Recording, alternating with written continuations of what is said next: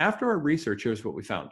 The people they saw as being these ravenous killing machines were above where they were, but they weren't the top. The top people were silent and quiet.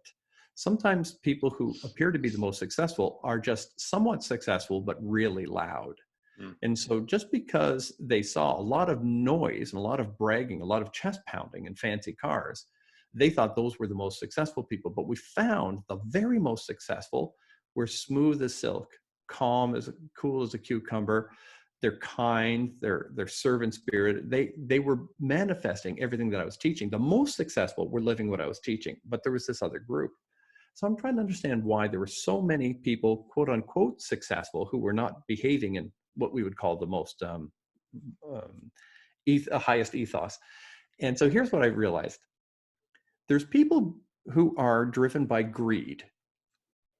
There are people who are driven by survival, and there are people who are driven by love. Those who are driven by greed take more action than most anybody. They work harder.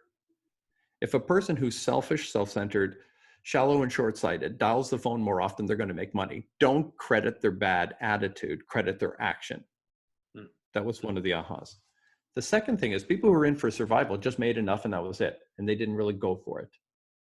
Those who were driven by love outperformed with character, outperformed with love and honor and respect. And those who were driven by love outperformed everybody, but did so quietly that they were unobservable.